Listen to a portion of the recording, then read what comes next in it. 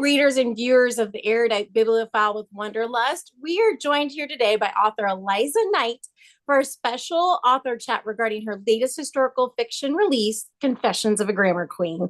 And I'm going to quote you right here. You said, because life is too short for boring books or bad grammar. Right? So true. So true. I love that quote that you did. But anyway, thank you for joining us. And I was hoping before we kind of kick off the questions that you could maybe do a quick little book blurb or description, give a little glimpse into the book for maybe those who are watching who haven't had a chance to read this great book. Sure, no problem. So, Confessions of a Grammar Queen is a 1960s set novel in which a young copy editor has aspirations of becoming the first female CEO of a publishing house.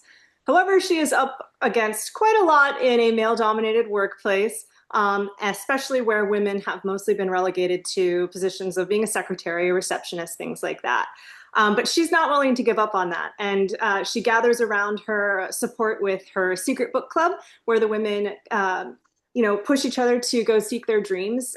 She has a friend and an editor at the publishing house who actually ends up possibly becoming a little bit of a romantic interest, and then a wonderful Great Dane who thinks he pretty much is like the mayor of the town. So she will eventually get to her dreams, but has to struggle quite a bit to get there. Well, and who you're talking about is Bernadette Swift. And let me tell you, she is such a vibe. Or as you would say, I think you said grammar, she has grammar queen energy. Instead of like main character energy, she has grammar queen energy. Yeah. And she just had such distinct, fashion, style, personality, wit, and ambition. She was just so distinct in her character that I was wondering, when you were crafting her, did you have like a Pinterest board of like different looks or things that made you think of her? Or did you have somebody in mind when you were thinking of her? Because she was so distinct that like it led the world to marketing possibilities. And not only that, just lots of ideas for book club activity tie-ins and things like that. So I just wanted to know a little bit more about your crafting her. Yes, of course. So Bernadette is really a combination of many people, modern and historical. So I'll start with the historical people. There are two women specifically who were in the editing space during that time period. One was Eleanor Gold Packard, and she was a copy editor with The New Yorker. But she was a Spitfire. So when she originally or applied for a job at The New Yorker as a copy editor, they said no. And she was not going to take no for an answer. She knew she was a good copy editor. And so she went to a kiosk, bought one of their already printed magazines, took it home, copy edited one of the articles, and then brought it back to their office and said, looks like you do actually need me here. And she was pretty much hired on the spot. I love that. Yeah. So Bernadette gets a lot of her Spitfireness. Yes, that totally sounds like Bernadette. Right? And then she's also part of a woman named Phyllis E. Grant, who was actually the first female CEO of a publishing house. She started publishing in the publishing industry in the 1950s and worked her way up. In 1987, finally got that position, which seems like way too long to me. 30 years. Yeah, yeah. But she did pave the way for other women to have positions of authority in publishing. So that was amazing. And then we have two more modern people. One is a character, actually, and that is Elle Woods from Legally Blonde. I love Elle Woods. I've been a fan of that movie since it came out in early 2000s, I think. And so, I always connected so much with Elle Woods being, a girly girl who loves pink, but also willing to like learn and nerd out on things like that. So I got a lot of Don't judge a book by its cover. Right, exactly. Yeah. So Bernadette gets some of her personality from that character and myself. And then the other person is actually Taylor Swift, who I gave Bernadette last name Swift. And that's because when I was plotting this book and planning out Bernadette's character, I heard this song, The Man, that Taylor Swift had sung. And basically, I'm not going to sing it because I have terrible singing.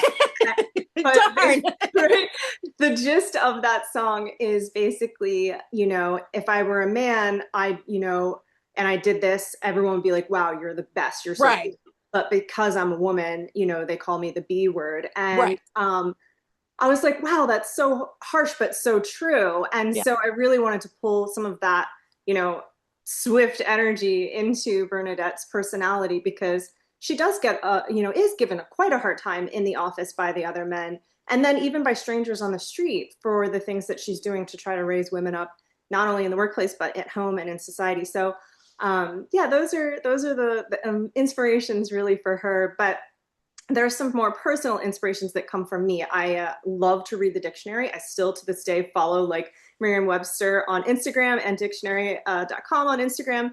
I love to read their posts daily and, just learn about words. I still have my dad's childhood dictionary that is so funny because back in the day they used to have like little pictures, like pencil drawings in there. Oh, And but yeah, so like a pocket size that they could have with them at school, or well, his was actually quite larger, but okay. and it's like hardback and gray and like just coming frayed at the edges because it was like when they made covers with fabric, I guess. I'm not sure. But yeah, so I gave her my love of dictionary reading and my love of dogs. I'm a hugely obsessed person with dogs. And in fact, Frank, her Great Dane in the novel, is based on a real Great Dane that I met. We were visiting our daughter in college and we went out to a bar and there was like this dog that just walked in and everyone was like, "Hey Frank, what's up? Want some water? Do you want some fries?" And I was like, what is happening right now? Like, did we just shift into like another world? And so we were like, who is Frank? What is he doing here? He's like a regular. And it turns out like he was a regular, but with his owner who was outside. Right.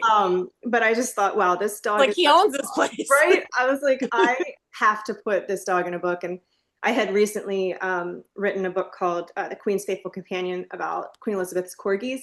And I gave her corgi a point of view in that novel. So I'd already had fun writing in a dog's point of view. And I thought, okay, I'm doing this again. I just can't help myself. Yeah, it seems to be kind of a fun theme lately of having like a point of view from the animal perspective in a couple recent books and whatnot. So I love that part. Thank you. Thank you. Well, and it was funny because I was going to ask who would play Burnett Swift in a movie, but I think you answered that. Because I in my head was thinking Reese Witherspoon too. And so it's funny you said that. I was like, that's exactly who I was picturing as well. She would be perfect for her. Well, and I thought we could play a little like this or that Bernadette inspired edition game. Some of them you already answered, but let's do some of the other ones. Like, do you prefer, and this is you, not Bernadette, but inspired by Bernadette, headbands or scarves for your hair? Because we know Bernadette, that's a signature for her. Oh man, that's a great question. I think headband. I do love a good scarf, but I always feel like I don't tie it tight enough so then it falls out. And then I try to tie it and then like maybe like a double knot and then there's like a bump at the back of my head. Yeah. So, go ahead. You're like, just throw that on. Yeah. And I thought that would be a fun idea for book clubs, like scarves and headbands and like bedazzle them like Bernadette and that could be like a fun activity. Okay, and obviously food was a big thing in the book, even though Bernadette's a little Julia Child inspired. Other two big ones that were themed were New York style pizza and a New York beef frank loaded hot dog. So are you a pizza or a hot dog New York girl? Definitely pizza 100%. And I love a good New York pizza. You just can't get New York pizza anywhere else. It's just a different type of pizza. I love it. And honestly, not a fan of hot dogs, but like they smell so good and they look so good. And then every time I eat you think you want it and then you're like, yes. And I keep trying. I do keep trying, but I just can't. But pizza, I will eat pizza any time of day. Like you could wake me up in the middle of the night and say, "Would you like pizza?" And I would say, "Yes, yes, please."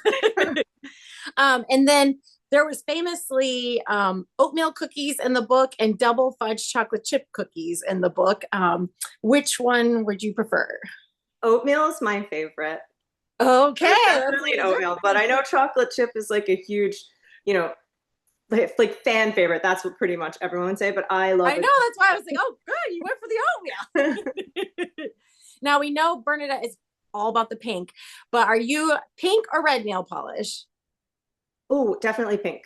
In fact, my toes are pink right now. Well, if people want to check out your social media, at one point you had when the book came out, you got your nails done in a Manny and Bernadette inspired. So check out her Insta. Those were so cute. It was so fun. Like I brought the book in and I was like, can you make my nails look like this? And she did such a good job, like doing the pink plaid and then the little yellow flowers. I loved it. Yeah, I was like, I would maybe have to ask for that like once every couple months. Like, can we bring that again? Like I said, she's such a distinct character that the cover and everything inspires so many turn on, ripple effects. Yes. um, she loved crossword puzzles, but are you crossword puzzles, word searches, or Wordle?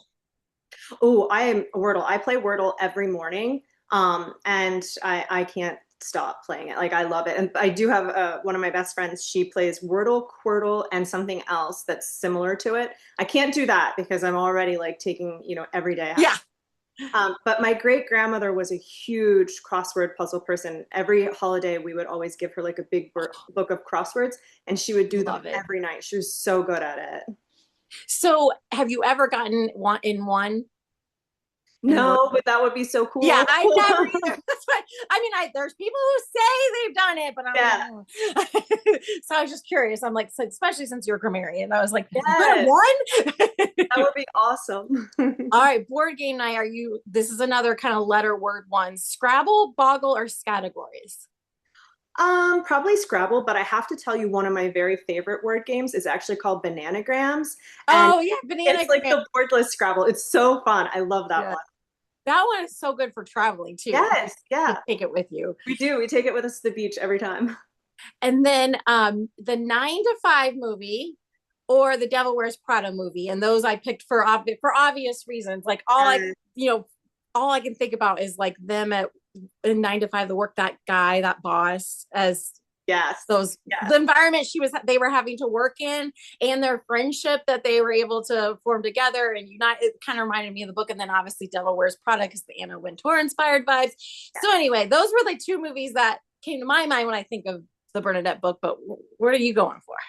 So that is a really hard choice because modern day me is like all about Devil Wears Prada, and I'm so I excited. know, especially because now the sequel's so close. Yes, like I can't wait to see it. So modern me is like, yes, but historical me is like nine, like hands down 9 to 5. Like you can't get wrong with Dolly. Dolly Seriously. every time. You've said in past interviews and posts that this book was kind of like a love letter to language for like all those, and I don't know if I'm gonna say this right, logophiles. Is that how you say it? Yes, Logophiles. Your dad sounds like the original OG logophile, by the way. I think so. But for logophiles, syntax sleuths, and grammarians. So I loved in the book all the different like rare, unique, fun words that were kind of scattered throughout the book. I kind of thought that could be another idea for book club too, like keep a running list of Yep. like those unique fun words that you maybe hadn't heard of before and like look them up in the dictionary, share them. What are your favorites, whatnot? My favorite one you used was it's a 16th century obsolete word, mubble fubbles. I love that one. I was like, mubble bubbles. I love that one. Of course, Isn't I that had to look more into that. But she also liked a violacious and frabjaws and all kinds of words. So I wondered what ones, what kind of, when you were looking through, because I did read about how you did like following dictionaries and things. So what ones did you like that you made sure to like pull in to put in there? And then are you like a kind of spelling bee queen or grammarian in their own right, as far like is that kind of what inspires you to go that route? so one of my favorite words is also violacious. Like I love that word. And I had never heard of it before this book. I Yes, love that I know that word now. yes, I was looking for different words for purple, and I came across it actually while I was writing this book, and I was like, wow, that's my new favorite word. Like that, everything is now going to be described as that, Everything's violent. right? Like I love it. And then another word that I came across while doing this book was logorrhea.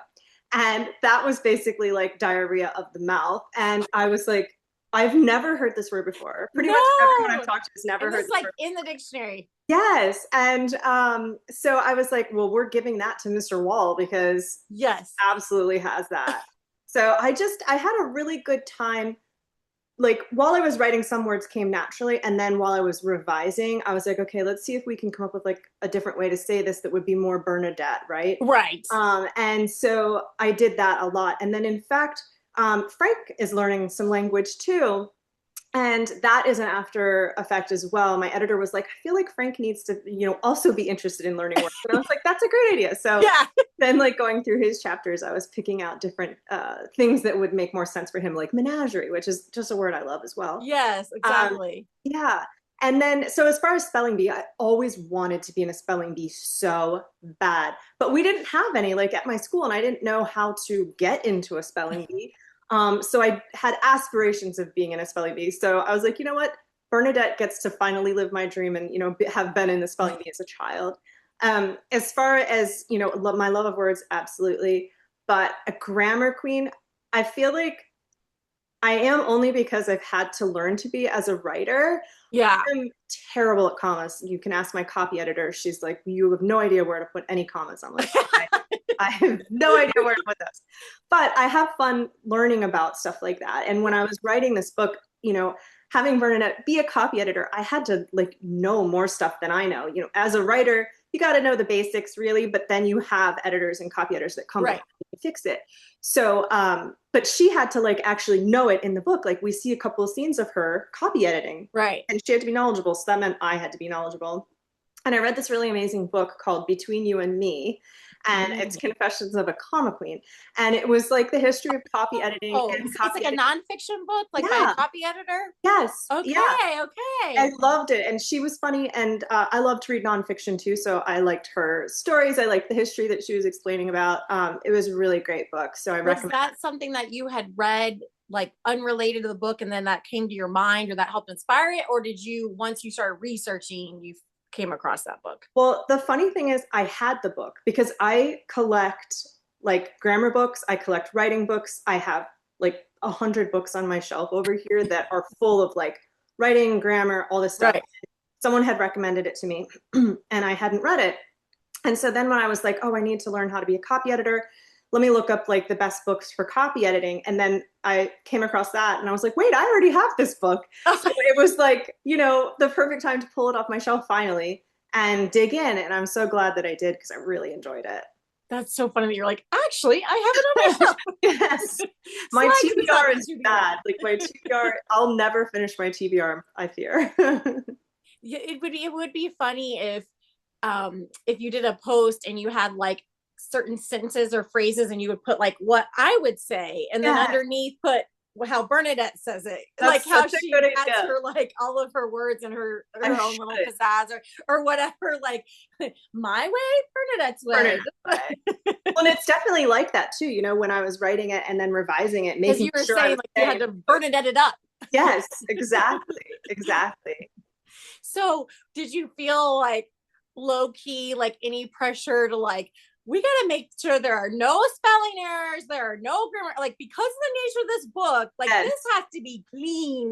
Because Yes. it's like, even with like all those sets of eyes and how many hands it passes through, like there's still usually something you find in a printed book, like some spelling, some grammar, like whether it got missed or whether it just got printed wrong, but there's usually like something. So you can where you kind of like low key, like, guys, like do a second, third, fourth pass at this. Like we have to be like. Yes. And in fact, it was funny because when I got my copy edits back, my editor said, just so you know, there's a lot of red in here. And I was like, okay. Because even my copy editor was like, we have to do this. Like, Yes. perfect. And there was you still felt extra pressure. so much pressure. And there is still, I'm sure, a couple of things that got through.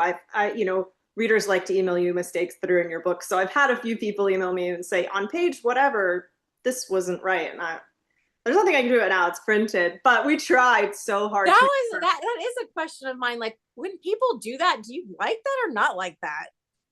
I mean, it's kind of both. Like I like to at least know, but at the same time, like there's nothing I can do about So it. if even if it goes to like another printing, like remember how they print so many copies and then do like another print, you can't be like, hey, like, can you know, like, if this gets printed again, can you correct it in this next printing? Or is it like, no, it's like once it's done, it's. Yeah, sometimes like they'll say okay, and then other times they're like, no, it's fine. And so you just kind of move on. Like there was a. So I was like, if it could be changed, maybe I could see, but if not, right. then it might just be like, don't tell me because now I know it's there and I can't do Yes, anything about and it. I'm Like gonna I look didn't at know it what. every time.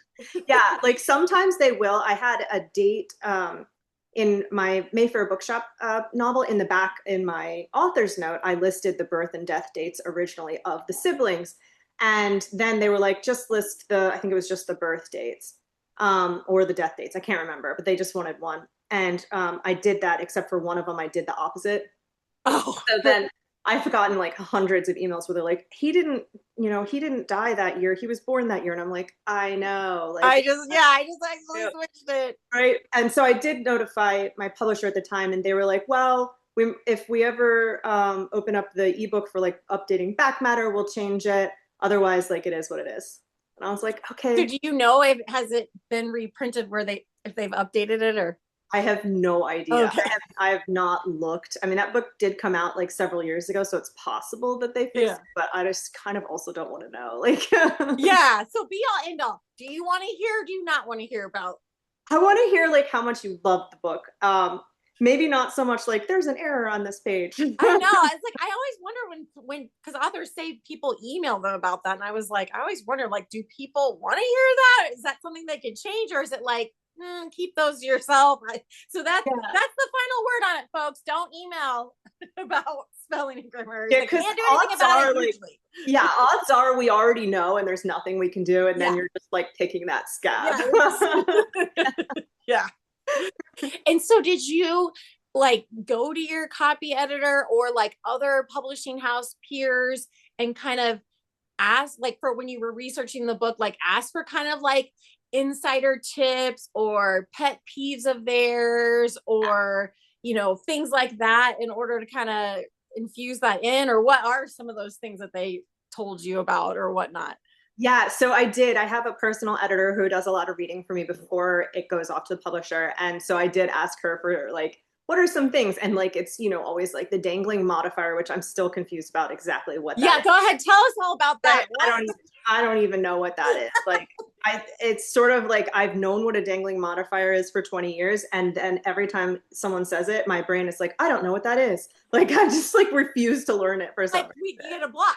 Yeah, it's a block. And then Oxford comma, obviously. So I made sure that I had all of the Oxford commas. And in fact, the way I usually sign the book to people is I say with admiration and Oxford commas, because that was like the biggest thing that all of them said was like Oxford commas, Oxford commas. That's like their big peeve is like get the Oxford commas. Yes. Yeah, exactly. Exactly. And then there's other things like, the regular, things that people like spell there and they spell there wrong. Oh yes, like all the words that like have all the different like iterations, but it depends on what you're talking. Like it's and station and stationary and like all those little things or whatnot. Right. And then there's two like things that they say like, but also depends on voice. So like I know myself, and then some other authors might write like a single word as a sentence, which isn't technically a sentence if you are like being grammatically correct, but for like voice and style, like that's acceptable. So there's things like how that character speaks in their dialogue. Yeah, exactly. So it's like, sometimes do they correct it on the thing, and then you have to message back and go, well, actually, like I know that that's wrong, but because of da da da da, this is why I did it or whatever. Especially if you're working with someone for the first time. They do they might correct something that's voice, and then once you say it, like once you've worked with them again, they're like, oh wait, this is their style, and then they don't do it again. Yeah. Well, and two, even just with like say UK versus US, like there's certain different not only spellings but like certain periods leaving off of like misters and like just certain little things like that could also play depending on where it's being published or who's editing it or exactly. Yeah. So the book, obviously, as you mentioned, was set in 1960s in New York City at a publishing house called Lennox and Park, where she wants to become the first female publishing CEO. And you set it kind of around the time period of the Equal Pay Act, the EPA of 1963.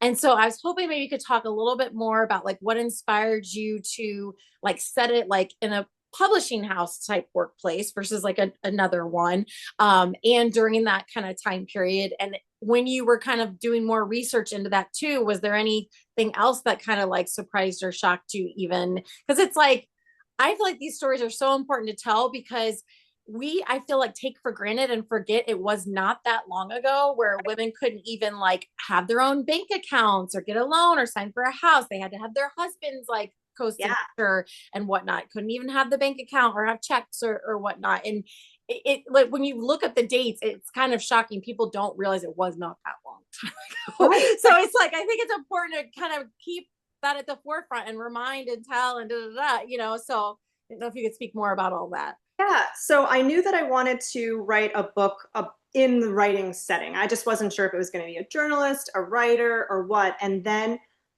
it just kind of like came to me like, oh, it should be a publishing house because I wanted it to also be like, workplace inspired because I was trying to work around women in the workplace. I had just learned about the 1963 Equal Pay Act, which meant that women were supposed to be paid the same for equal positions, which bosses did get around because they would say, oh, you're both this job title, so I would have to pay you the same. So I'm going to change his job title, even though he's doing the same job now. It's a different job title that you don't Right. have. Just on paper, it's a different. Literally, yeah. So they would try to get around it and things like that, which was very, very, very shady. And but yeah, so I really wanted to set it in an office where we would be actively struggling with something like that. And since I knew I wanted it to be in a publishing sphere with a writer, the copy editor came naturally to me. And so I started doing some history on women in the editing industry. And that's when I came across Eleanor Gould Packard and Gran. And I just kind of went down that rabbit hole and got very inspired by that. So that was the biggest thing for me, was to kind of show women in the workplace and how a lot of it has changed, but also a lot of it hasn't. Women are still fighting for equal pay. That's 60 years ago. Yeah. Over 60 years ago at this point. And that, it just feels like the more things change, the more they also stay the same, or people are trying to pull back. And I think that's really unfair. So I felt like a book that was both historical, but would connect with modern readers as well. So that was like the huge inspiration for that. And then also with her book club, she's inspiring women who are in the workplace to ask for raises, but also they're telling stories and sharing things like at home, like, well, I don't want to be the parent who's always called when the kid is sick. I don't want to be the one always in charge of dinner. Maybe I just want to relax tonight. So they talk about things like that women back then were dealing with, and then also today women are still trying. Yeah, you were like in the seems to be a conversation. Right, like it's a conversation that we're all still having. So I really wanted to explore all of that and kind of do it through reading and do it through friendship, which I felt was really fun. And then as far as things that surprised me, a number of things. One, you mentioned, the renting of the apartment or buying a house. When I first wrote the first draft, I had her just renting her apartment, and then right, I didn't even think about that. That's live by herself. Right. And one of my beta readers was like, actually, she wouldn't be able to do that. And I was like, oh my gosh. And so I had to, have her brother help her because her dad didn't want to. And then, finding out, the whole bank account thing, but also like women couldn't have credit cards till 1974. And I remembered it was like 73 or 74. And I was like, I don't know if it was when I did The Handmaid's Tale, I found that out through something else. And I just was like, that was until then? Like, right? Well, crazy. And, I've had a lot of readers when I've gone to do book events and book clubs and things like that have said, I remember that. I remember either they had to try applying for a credit card themselves, or like one woman specifically told me she remembers being at some department store with her mother, and her mother was applying for a credit card. And the lady said, absolutely, here's the application. Just have your husband sign off on it, and then we can give you the store credit. Like, are you serious? And I think her mom was like a single working mom. So what are you talking about? Right. Like, I don't have a husband to go to sign on this. Right. And then one of the characters in the book club is a runner. And come to find out, like, women weren't allowed to run races. What? Like, I always heard about that story about, like, I can't remember if it was the New York City Marathon or something. And it was like or Boston. Yeah, I can't remember either. Maybe it was Boston, where she just kind of came into it after it already started because she wasn't allowed to run it because it was like supposedly like too stressful on the body or would do something with reproductive. I can't remember. It was some crazy thing they cited why we couldn't supposedly run these marathons or something. Right. You would like. And so she did it and proved like, look, I can. Like, we can do this. Like, they used to say the same thing about riding bicycles. Like, you can't ride a bike, your womb will fall out. Like, what? Right. It's not just falling out of us. And that's why, like, again, why it's so important to tell these, because it sounds like crazy and ludicrous to us now, but like, this wasn't that long ago. Like, people lived it. They're still alive and they still remember it vividly. Yes. It wasn't the marathon thing in like the 70s too? Yes. Yeah. Yeah, yeah, yeah. Yeah. Oh, So there was like all these sort of things like that that, not that I took it for granted because I've always like been really interested in women's yeah. things like that, but that were just kind of shocking. Just to refresh and remind it Yeah, wasn't that long ago. exactly, exactly. Yeah. Or like you said, you could stumble upon new, and there's always more. Well, obviously you're a writer of historical fiction of women empowering stories, so obviously you're always stumbling upon these stories that you're like, what, how could Yeah. it be, like how did this happen, and that's why I'm like a historical fiction junkie, because I'm like, Love it. Yeah. you read these stories and you're like, how did I not know this existed, how did I not know this happened, how did I not, so Exactly. Yeah, exactly. It's wild. So I was hoping you could also talk to us a little bit about, I don't know if a lot of readers know I only recently found out that you also write revenge filled fiction under a pen name, Michelle Brandon, which you'll have to tell me why that's your pen name. But I was hoping you could talk a little bit more about that, about your decision to um, go under a pen name versus just writing in another genre but still keeping your name, and just the challenge of being under a different name and having to write two different genres sometimes simultaneously, because it looks like last year and this year, both summers, you have like a book coming out in each genre right around the same time, Yeah. and two different publishers. So I just didn't know, like, if you could talk a little bit about choosing to write under a pen name, why that pen name, and the challenges that kind of come associated with that. Sure. So when I first started writing for publication in 2006, I actually started writing thrillers because I love thrillers so much. And I've always been a historical junkie. I kind of just grew up with history being like a hobby of mine, but I liked a lot of thrillers. So I started that, but the contests that I were entering, they were like, no, you're not good at this. So I switched to like what I really knew, which was history, and I've been writing historical since then. But of Without having published that. no, yeah, is buried somewhere in a drawer, like never to come out again. But Maybe, maybe, you know what? I might revisit that you story. never know. It's possible now. But I had talked to my agent a few years ago saying, I think I would like to try writing thrillers again.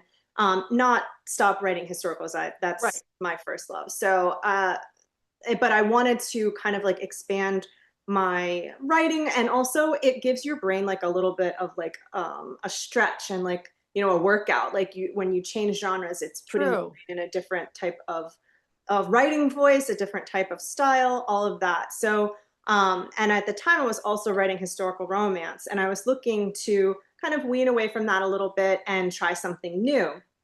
And so we talked to an agent about a book called Rush Week that was published last year, and it was about four sorority sisters who are coming back to their alma mater because they're being blackmailed. And I had so much fun writing that, and I wanted to write another one, which is Tradwife, coming out this year, and that's about tradwives in a small town in Florida where a body washes up on the beach and they've all got something to answer for, and it's another revenge novel. And so I've really, really enjoyed writing those. It's a totally different medium for me, and I would not call it a palate cleanser, but it's like, I work so hard on the historical, the research, these emotional stories, Yes. and then I usually need to take like a long break because it's like kind of like a book hangover or something. Like I just Yeah. think they're hard, and they take a lot emotionally from you. And so I was playing around like writing thriller for fun, and I was like, I think I'm gonna make a go at this. And so it's been really, I guess, a joy to play in those worlds and be able to do both.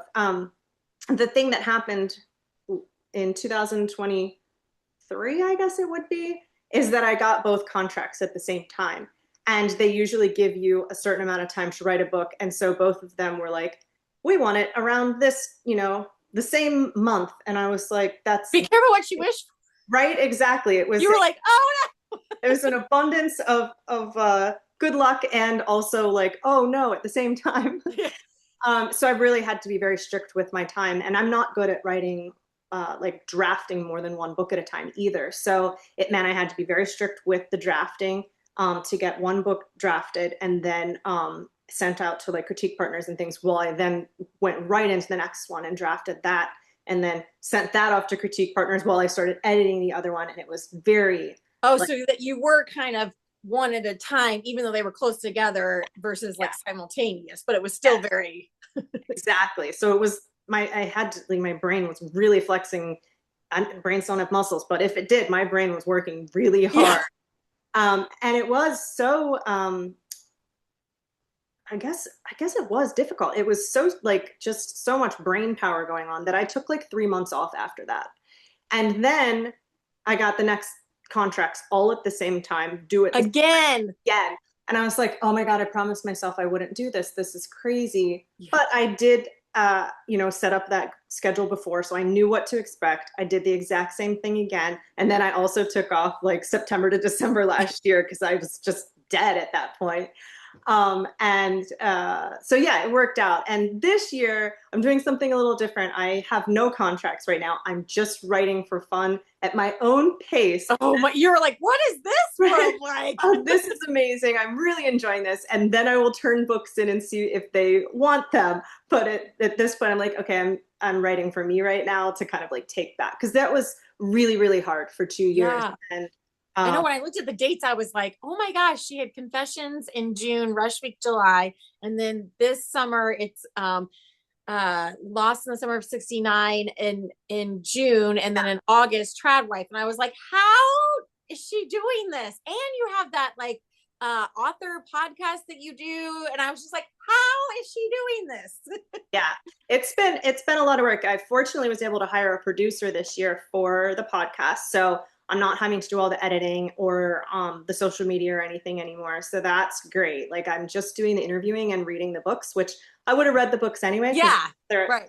that's fun for me. And then, spending half an hour talking to someone about the book they wrote, that's fun too. So that doesn't really feel like work.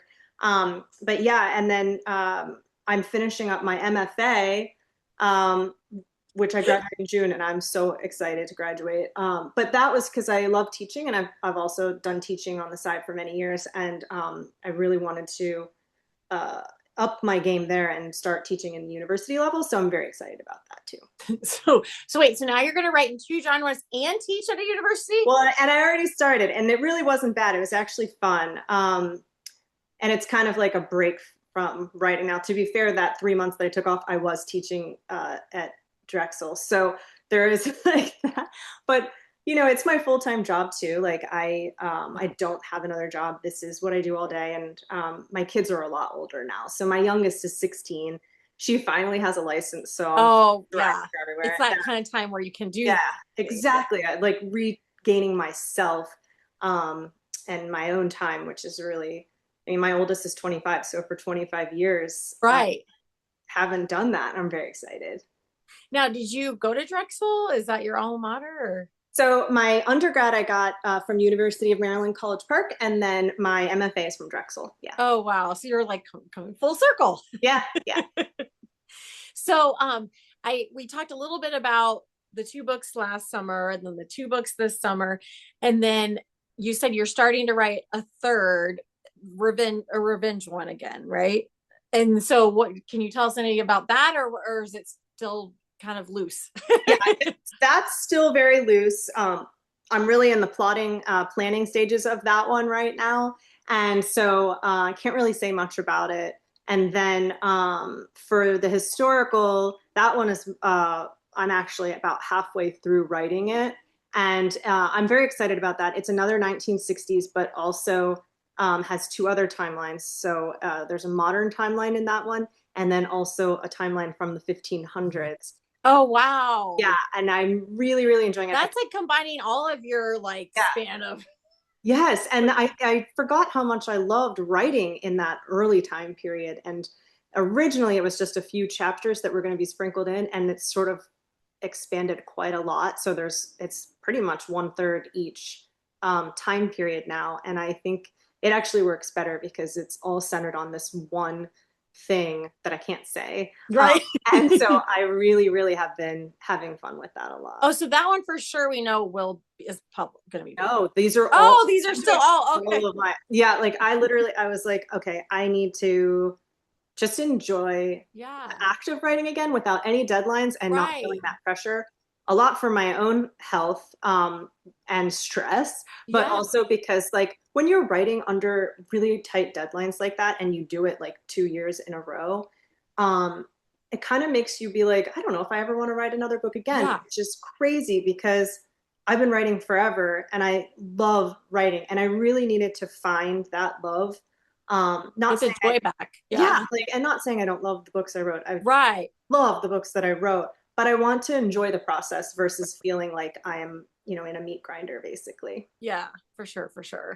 Yeah, Like that's a lot, a lot at it's a lot. once. Yeah. And then I know that some of the books, historical fiction wise, you wrote like centering around real life people like Marilyn Monroe and Ella Fitzgerald and Adele Astaire and so on and so forth. So, what is it like when you're writing a historical fiction, but like with your own fictional characters versus when you have to, a person that truly lived, spoke, and you're having to kind of fill in the blanks, but they actually were alive? I mean, there's like a little bit more, there is fiction there, but a little more historical basis. Kind Yeah. of tell me about that a little bit.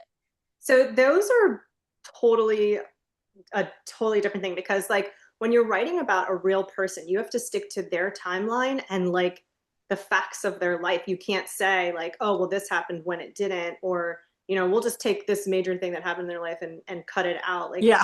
you have to stick to the facts, which I love doing historical research. And every person that I've written about has been someone who fascinated me. So I felt like their story needed to be shared anyway. So that's fine. But you end up like doing an extreme amount of research and then like quadruple fact checking everything, even Yeah. after every time you read a draft, you're like, wait, was that true? Let me go back, Right. make sure. And you pen out your arc and timeline and everything in advance to make sure that it makes sense. But also like their lives were so expansive. So there's parts that you can't include. And so you sort of like pick timelines that make the most sense. So like for Adele Astaire, for example, I picked, she had quite an extensive career since she was a child until her 20s. But I picked to start in her 20s when she went to London for the first time and became really big in Europe because that actually is what was a catalyst for changing her entire life. That's when she got extremely famous and when she, met the son of a duke and fell in love and ended up living in Europe for over a decade of her life, and through World War II, and helped soldiers that were American soldiers that were wounded and sent to the UK, to convalesce. So it's finding those pockets of time in a person's life that are what changed them the most. Yeah. So like when I wrote the Corgi book about the Queen, it was what was the thing that changed her the most? Well, it happened to be the lifespan of this one particular dog, and it was the time she turned 18 and was the first female to in the royal family to join the military until through her getting married, becoming queen, her father passing away, and her having children and trying to be basically a working mother. And so it's like a totally different medium because you are following their lives, but you're trying to find the most interesting thing or the thing that changed them the most that can make that like emotional, heart-wrenching pull, and be entertaining for the reader. And then with fiction, it's totally different, right? Like I can do whatever I want. So Confessions of a You're, Grammar Queen, that was my first full fiction historical novel because everything else oh wow. yeah, was biographical, except for the romances. Those are obviously all made up. But I had so much fun being in that space and being able to kind of just like be creative and do whatever I wanted and pick and choose things. Obviously can't change history, but that was really, really a totally different writing style for me, and I really loved it. So it'll be hard to go back, huh? Yeah, probably because while you still have to do a lot of research for a historical novel, I mean a lot to make sure you got to have the style down, the way they spoke, the Yeah. things that are going on in the world around them, what they ate, down to everything. You're not actually studying a person's life and making sure you get everything on the page. Like with Adele, I spent 2 days in the Boston University library because they have an Adele Astaire collection, reading her diary, reading, poring over her letters. I did the same thing with Nancy Mitford for the Mayfair Bookshop. So you're like, it's just an intense amount of research that's different. And so, yeah, I think Like it probably, I wouldn't be able to write a revenge novel that year because That's those what I was books gonna take say. a I was like, I wonder if that kind of triggered you to yeah, switch because of you yeah, were I had more having. time. Yeah, Yeah, it's like if you're gonna be putting out the 2 books a year, then you might have to. yeah, have to. exactly, exactly. So that would be, I think, more difficult for sure if I was trying to do both those at the same time. And then you were gonna tell me about why you Michelle Brandon. Oh yeah. So my editor, when I was writing the revenge novels, originally everything was just going to be Eliza, and then they thought that it would be best to have a pen name because the books are so different. So like with Eliza, you're getting like obviously historical, but it's more heartwarming in the end, I feel like more you just feel good when you finish reading them usually, I think. And then with the revenge novels, it's so different. So my characters are typically unlikable characters. I'm exploring a lot about what goes on in people's heads and behind closed doors and dealing with performative behavior. And it's revenge. And so it's not always a feel good novel. I hope that the twists and turns are exciting. Right.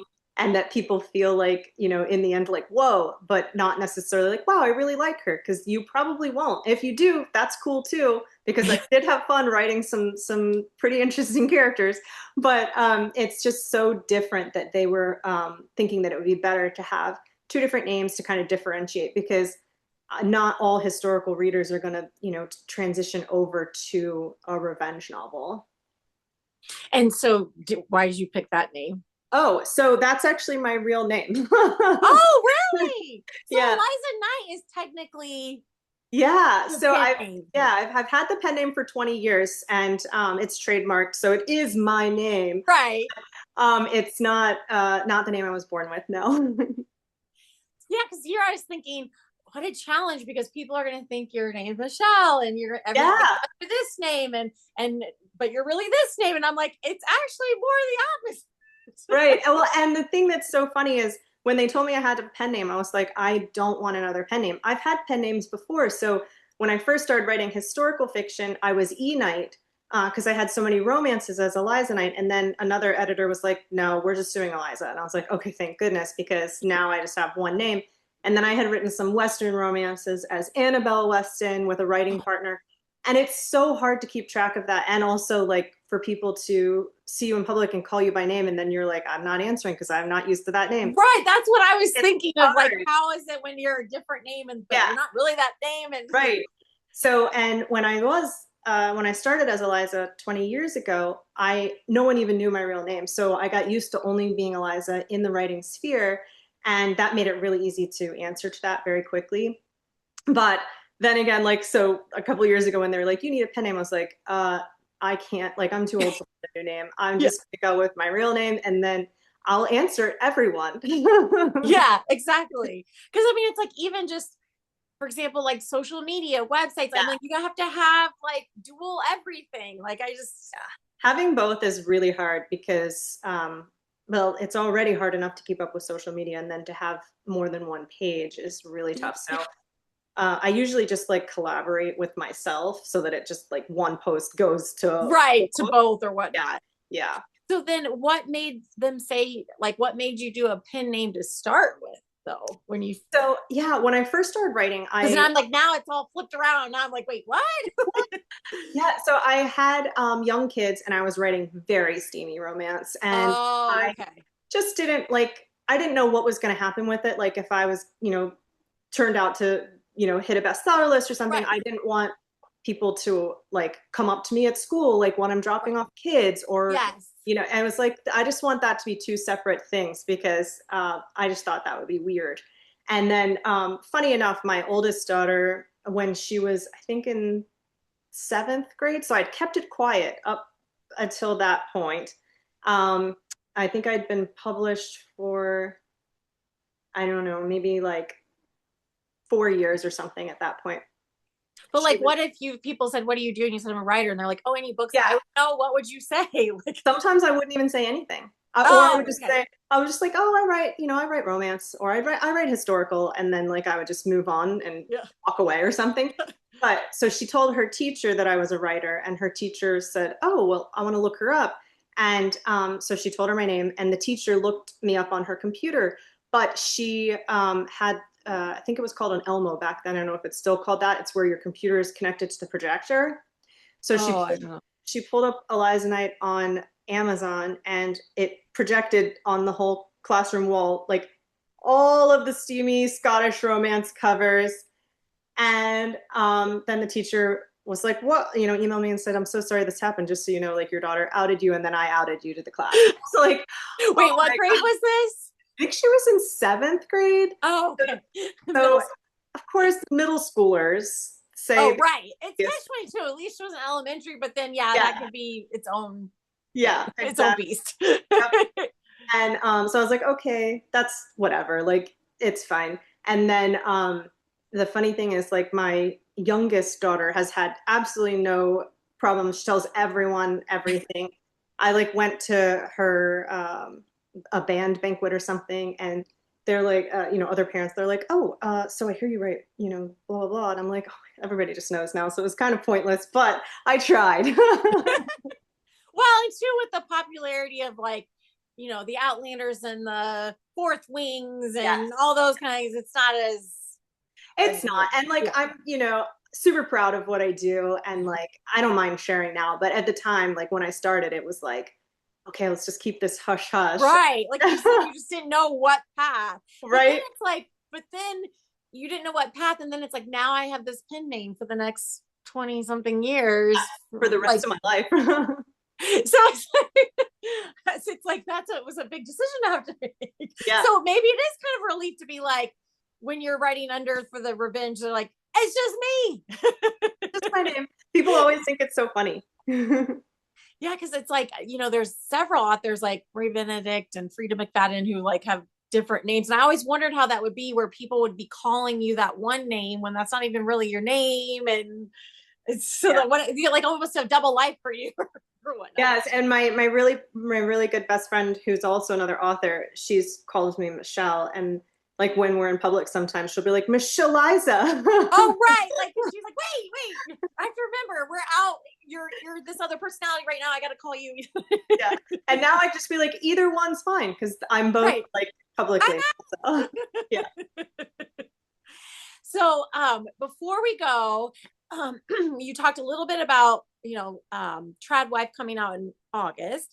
So I thought maybe you could talk a little bit about Lost in the Summer of '69 since that's coming out first in June 9th, I believe, and then Trad Wife's August 4th. If you could let readers know that so that way they can kind of get ready for those summer reads and kind of follow along your social media for any updates with those. Yeah, absolutely. So Lost in the Summer of '69 is obviously takes place over the summer of '69. It is a generational story. So a grandmother, a mother, and a daughter.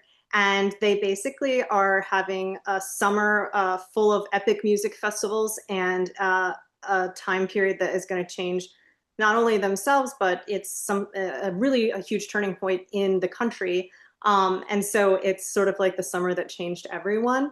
And what I loved about this story so much is that I get to, and you get to experience the life of women during that summer, all different generations and experiencing different things. So the grandmother, she used to be a singer in her early 20s, and she gave up her musical career to raise a family, which is not unusual for women in that time period. But she's now a widow, and she's just been diagnosed with early Alzheimer's. And so she's devastated that she's going to lose those wonderful memories, and she never went back to music. And so she thinks, you know what, if I'm going to lose my memories, I'm going to live this last summer like it's, the last summer of my life, and I'm going to go out there, I'm going to play music, and I'm going to do what I've always loved doing. So she goes off, but doesn't tell anyone. And so She goes by herself. Okay. She just leaves. And so her daughter comes to pick her up for her birthday dinner, and she's not there. And her daughter is a housewife. She's, gave up her career also to raise a family. She's very buttoned up, very traditional, very, I wouldn't say uptight, but she's pretty uptight, and she's got a tenuous relationship with her teenage daughter. She's about to become a empty nester, and her husband and her don't have a great relationship, and she's sort of just at a point in her life where she's not sure what's going to happen next? And it's kind of scary. But anyways, so she doesn't know where her mom's gone. She finds a couple of clues that lead her to believe that it's a music festival in California, which makes no sense. They live in New York. And so she brings the clues home, and her teenage daughter is like, yeah, I saw that in Rolling Stone. That's, the Newport Music Festival in California. And so she thinks, well, I've got to go get my mom. She's just become recently diagnosed. What if she gets lost? What if she ends up in a ditch? Oh And gosh. yeah, so she's kind of freaking out. And she invites her teenage daughter to come along on this road trip. Of course, young girl just graduated high school, wants to spend the summer with friends before she goes off to college. She's going to be one of the first females that matriculates to Yale, because that was the first summer they opened it up to women. And the last thing she wants to do is spend all summer with her mom, who is very buttoned up and they don't really get along. And so she says, fine, I'll go, but I'm going to read you The Godfather while we're on the road. And thinking her mom is going to be like, mortified by this. But her mom is like, fine, but after we read your book, we have to read a book I bring. And so she, says, fine, probably going to be something really boring. Well, her mom brings The Love Machine, which is like a super controversial, scandalous novel at that time. So they really bond over that summer. Yeah. And I loved writing their relationship, and I loved seeing how they changed. And each woman in each point of view changes for the better, trying to live out who they feel they were meant to be and also discovering themselves. So it was a very heartwarming, funny. It's funny too. I know it sounds sad with the Alzheimer's part. No, but I can see all of that. Yeah. Funny and sad. Yeah. Yeah. So it's a great novel. I think I'm biased, but I loved writing it, and I really hope that it's a great read that multi-generationals can read together. That the book that you can buy, that you can pass back and forth. Yes. Daughter, mother, grandmother, Yes, I'm really hoping that's what happens. And I'm sure you were like, darn, I need to go research music festivals. Want to come with me to your right? Let's go to some music concerts. So, we did. So there's a reggae festival, and it wasn't all reggae. They had some rock bands there too, and we went to that. It was super fun, and actually felt like I was stepping back into the 1960s, which was awesome. That's awesome. And then we went to another concert that was not a 1960s. It was The Weeknd, which is one of my daughter's favorite bands. But I thought, you still get the crowd atmosphere. Yeah. And then I obviously read a lot of books about Woodstock, and then watched some documentaries and things like that. But it was fun. It was really fun during the research. Like, oh darn, I have to listen to this, playlist all day. Okay. Right. Well, and I'm guessing top of the playlist would be Bryan Adams or 65. I love that song. Yeah. I'm like, is that kind of what triggered the title? Definitely the title, for sure. And I loved listening to Janis Joplin and Jimi Hendrix and everything. It actually reminded me so much of my childhood too, because my dad was a huge 1960s music fan. And so it was just playing in the car all the time. And my best friend in high school, her and I both loved that kind of music. So when we would drive to school, we'd be blasting it. And then when we got into the parking lot, we'd have to turn it down really low because it was so uncool to listen to that at the time. In the 90s, that was no one knows. Yeah. I'm like, okay, can you post this book and tag Bryan Adams for this book and Taylor Swift for the other book, and maybe they can somehow get connected to it, because it sounds like the themes for both can be very connected. If only, right? Yes. You can picture them holding your book up. Oh my God, that'd be awesome. Well, thank you so much for joining us today. We had a great time. And if everybody out there watching, like I said, watch for Lost in the Summer of '69 in June, and then Trad Wife in August. And then don't forget to pick up Confessions of a Grammar Queen. Yes, thank you so much. This was so fun. I really, really loved chatting with you. Thank you so much, Liza. I appreciate it.